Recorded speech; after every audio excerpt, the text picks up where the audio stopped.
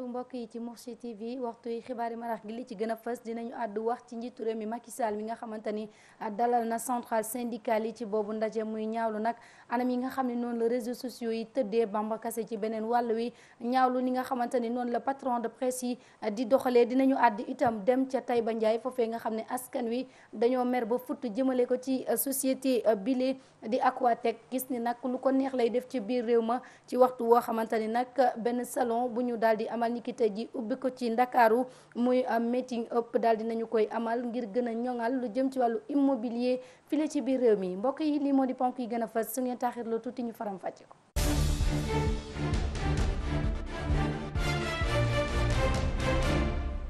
jaajëfal leen ci taamu bi ngeen taamu la chaîne des valeurs Mourchid TV di fi taataanee xibaar ni ma leen ko junjee ci ndorteel yi lii di meeting up nekk ab salon boo xamante ni daal di nañu koy ubbi ni ki tey jii file ci Ndakaaru ren doon ñetteelub édition boo xamante ni la ñu ca bëgg nag mooy waxtaan weccoo sottante xalaat ba lu jëm ci wàllum immobilier file ci biir réew mi mu gën a ñoŋ noonee la koo xamle Mohamed Fall nekk initiateur bile salon ay kàddoom ci micro Cheikh Omar Tall. parce que réew mi dañ ko maintenir ci environnement politico-politicien ba nga xamante ni wàllum koom-koom ak wàllum développement économique kenn du ci wax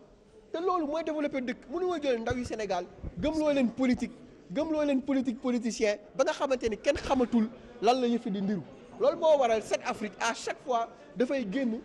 sawar a génn ci poser débat économique moo tax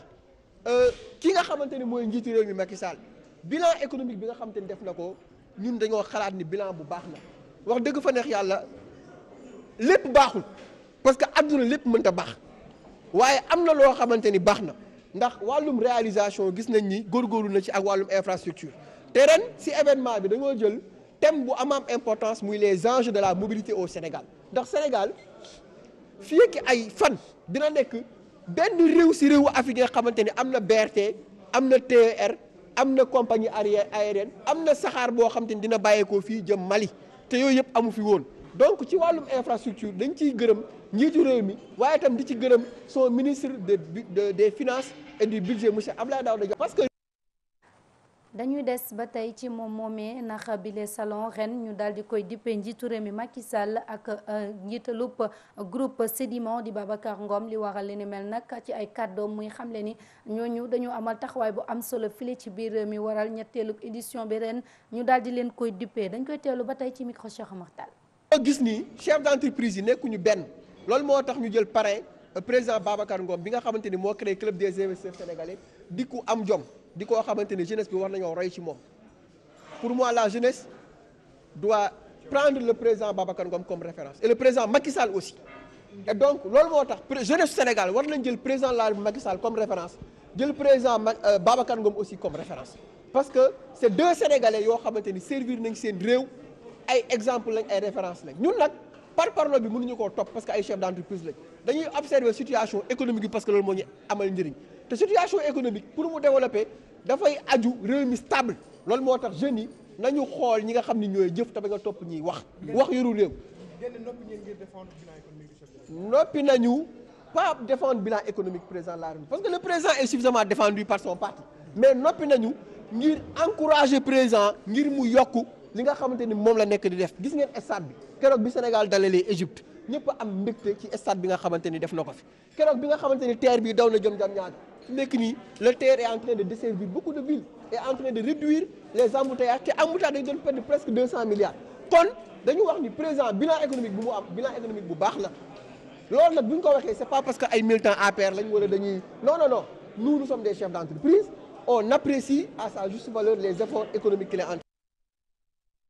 ñu àddu wax ci leneen ni ki dem ba jiitu réew mi Macky Sall nag daal di dalal intersyndical bi ci boobu ndaje muy ñaawlu recrutement yi nga xamante ni nag nemmeeku nañu ko te yenn maire yi di ko def muy xamle ni nag loolu dañu koy def te teguñu ko fenn ay recrutement yoo xamante ni kenn mënu koo justifier nekkul loo xamante ni nag dinañu ko nangu ci mim réew loolee la ko xam ne njiitu réew mi Macky Sall dañ koy teelu ci leeral yi. Pas parce qu'on est politique qu'on est pour ou contre l'État qu'on pense qu'on peut faire ce qu'on veut. Ce n'est pas possible dans une république. Nous avons mis du temps, je me rappelle le temps qu'on a mis avec les syndicats pour négocier les dispositions de la fonction publique locale. Le temps qu'on a mis pour arriver à cet organigramme type des collectivités, puisque l'argent qui est utilisé, c'est de l'argent public. Cet argent est destiné aux populations, pas au cabinet, au fonctionnement des communes ou des départements. Donc c'est de l'argent public, il ne faut pas qu'on l'oublie. Et nous avons donc pris un décret qui a été signé le 8 janvier 2020. Après toute cette série de négociations, qui a duré près de 3 ans, voire plus. C'était lors du premier conseil des ministres délocalisé de Diourbel. 2020, on avait donné 2 ans aux collectivités pour s'adapter. Et qu'à partir du 8 janvier 2022, toutes les collectivités territoriales ont l'obligation de respecter l'organigramme type. Et tout recrutement en dehors de cet organigramme est nul et de nul effet. C'est clair. Et une lettre circulaire a déjà été envoyée à l'ensemble des maires et des présidents de conseils départementaux. Et c'est valable pour toutes les collectivités. Il n'y a pas de khadjat sen, comme on dit en Wolof. Il y a pas de... Je l'ai dit à mes maires d'ailleurs. De toute façon, si vous ne respectez pas les dispositions, vous serez tapé par la loi. jégalu bu baax ci qualité son boobule ci ndaje moomu Bamba Kassé nekk secrétaire général bu SYNPICS ñaawlu na bu baax anam yi nga xamante ni noonu la yenn patron de presse yi di tëddee ñi nga xam ne nag ñooy yëngu ci wàllum tas xibaar fi mu ne nii amuñu jàmm amuñu salaam ndax kat ña leen di liggéeyal teguñu leen ci condition yoo xamante ni dinañu mën a liggéey noonee la ko xamle ci ndajeem ak chef de l'État moom Bamba Kassé la ñuy teewlu ci leeral yi. Lorsqu'une affectation est brandie comme sanction d'un agent, c'est grave. Tout agent est affectable. su fekkee ni affectation dañu ko yëkkati ngir teg daan ab agent loolu lu grave la naam agent yëpp war nañ leen mën a affecté te équité territoriale ci boppam moo laaj ressources humaines de qualité yi ñu mën leen a wasaare ci biir réew mi waaye su fekkee ni affectation yooyu dafay ñëw ci divergence syndicale wala muy am su fekkee ni dafa am candidature ci ab poste délégué loolu laaj na ñu duut ci baaraam direction yi dañuy jël ay agent di leen tegee côté ndax dañoo fas yéene sos yeneeni syndicat yoo xam ni ñoom seen bopp ñoo ko sos man dama jàpp ni loolu mbir gënu ko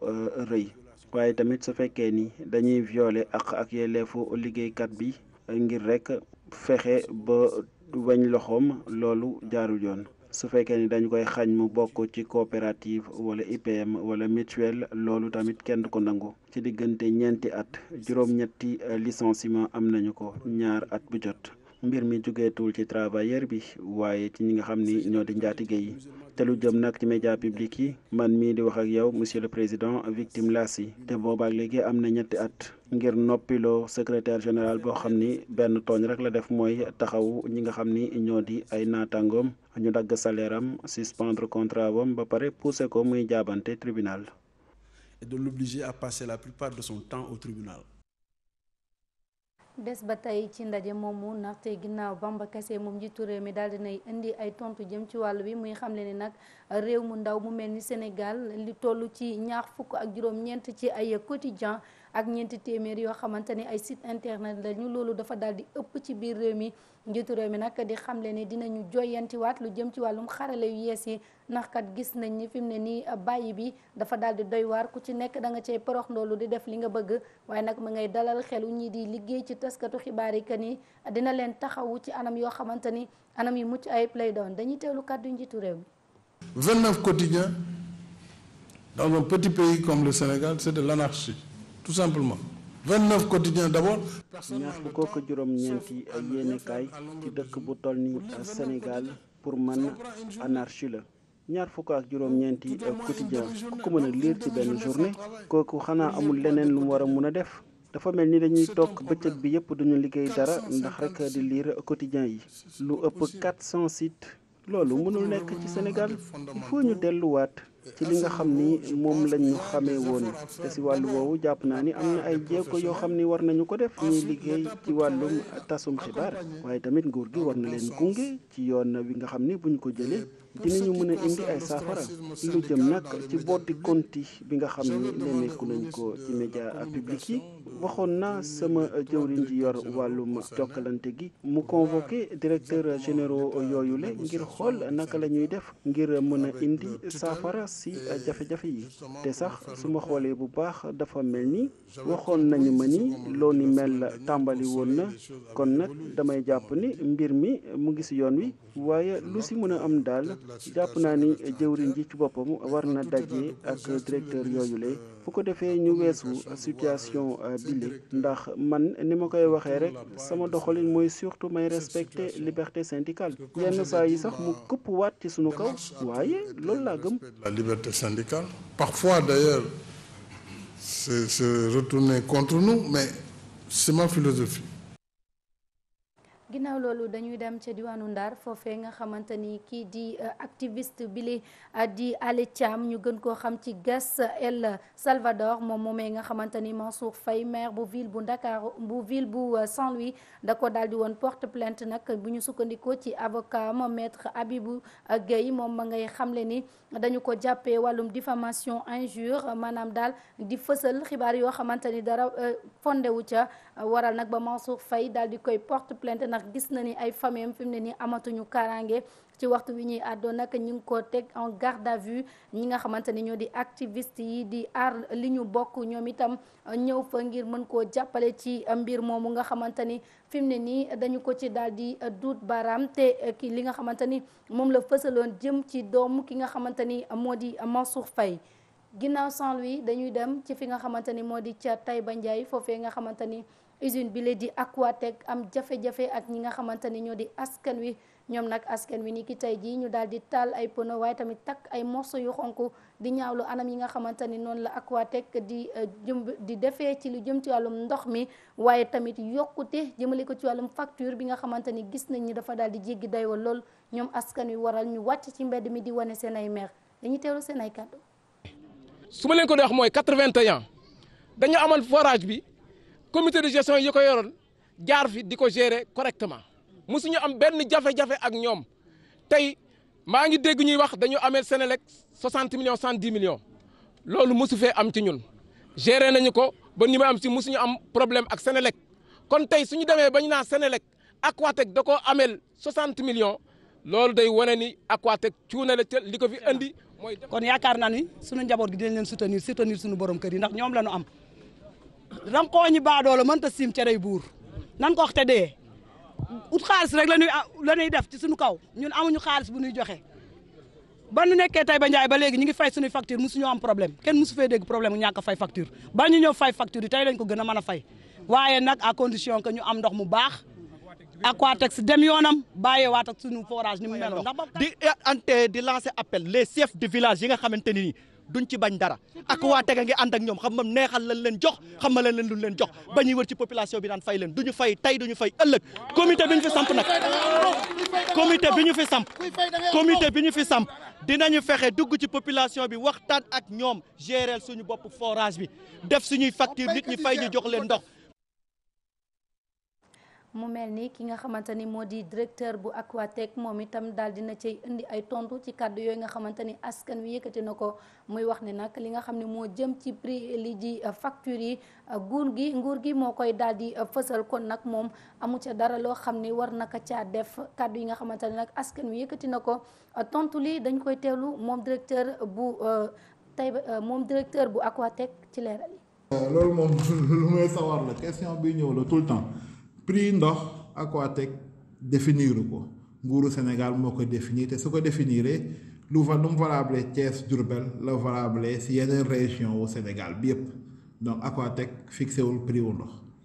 Aquatech joxe ndox la am defal la sa relève facturé la par rapport ak prix wu mètre cube bi boo xam état du Sénégal moo ko fixé donc loolu moom duma sori si loolu léegi par rapport ak abonnement bu ñuy wax 109 000 la ñuy fay dafa cher. ci dégg-dégg mën na nuroo lu cohérent wante ñu ngi leen di fàttali ni mooy 109 000 c'est un prix global donc abonné bi du am leneen lu muy def moom day joxe 109 000 Aquatech indil ko ndox ba biir këram donc ñooy joxe compteur bi ñooy jënd matériel bi ñooy fay gaskat bi ñoo koy suulaat suñu paree indil ko réseau boo xam te ni c'est conforme par rapport ak lu indi ndox dëppoo lu mu laaj donc c'est conforme soo xoolee yenn malfaçon yi loolu moo ko indi parce que avant abonné bi da doon dem jënd compteur si quincaillerie bi 2500 wala 5000 compteur boobu au bout d'un mois dafay taxaw parce que dafay sol ndox nekkul benn norme soo xoolee sax léegi ministère génn nañ benn arrêté boo xam te ni dafay tere loolu pour ñu harmoniser affaire bi compteur bu baax soo ko xoolee c'est à peu près 20 000 26 000 francs te beneen matériel bi ñëwagul. des foofee ca Taïba Ndiaye ginnaaw nag usine boobu di Aquatech ñoom askan wi gis nañ ni seen maire bi le taxawu leen benn yoon ndax saa su seen bët xonqee suñu gëstoo duñu ko gis maire ba nag weddi na li ni mel moom ki Assane Ndiaye gis ni nag lenn rek mooy bëgg-bëggam mu di taxawu ñi nga xam ne ñoo di askan wi kon nag kàddu yooyu nga xamante ni askan wi yëkkati na ko doon na loo xamante ni lu mu ñaawlu la dañ koy teewlu mën di cay tontu. ñi wax ni nekkuma ci seen wet.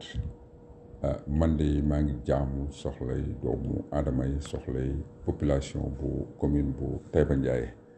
xeex nag il faut ñu xam lan moo ko lal d'abord buñ fi tuddee Aquatech ni Aquatech na fi jóge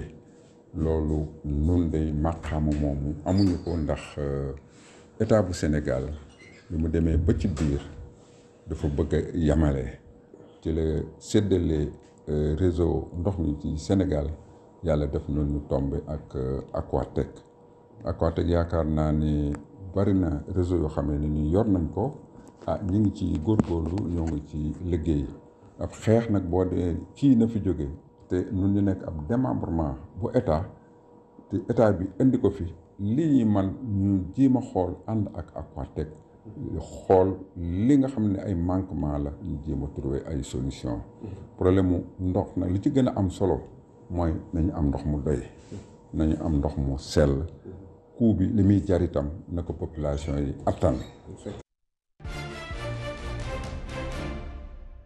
yegsi nañu ci pàcc bu mujj muy li ñeel xibaari bitim réew yi nga xam ne ca Ukraine la ñu koy dooree foofee nag ginnaaw cong yi nga xamante ni amoon na fa ay semaine ngi nii rek ñii di force russe yi daal di nekk ca région bu Kiev ñoom nag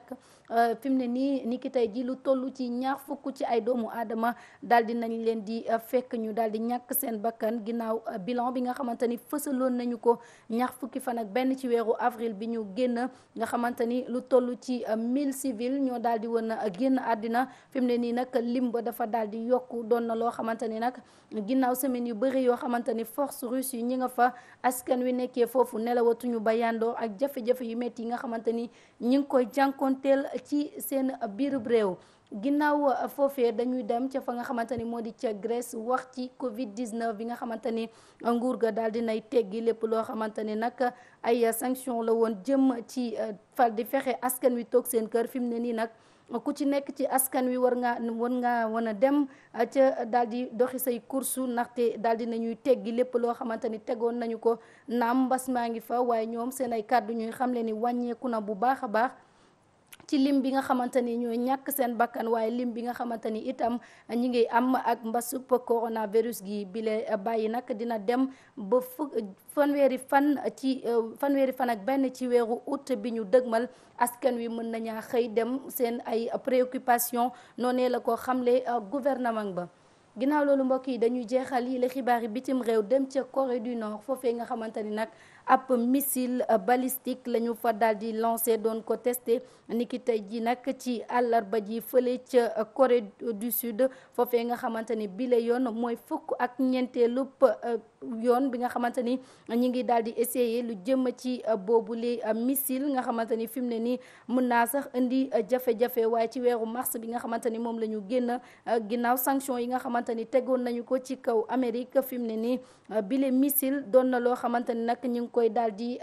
testé jëm ci li nga xam ne moo di armée bi mbokk yi noonu la ñuy nar a buuralee xibaar yi marax gi ci Mourchid TV rédaction bi dellu si 19h 20h xibaar yi ci kàllaamay nasaraan ak Mamadou Thiam lu mooy loolu mbokk yi dañ leen di ñaanal jàmm ju sax dàkk te di ko sàkku ci yéen seen kóolute mooy suñu mbégte wéy leen di ñu topp ci Mourchid TV la chaîne des valeurs.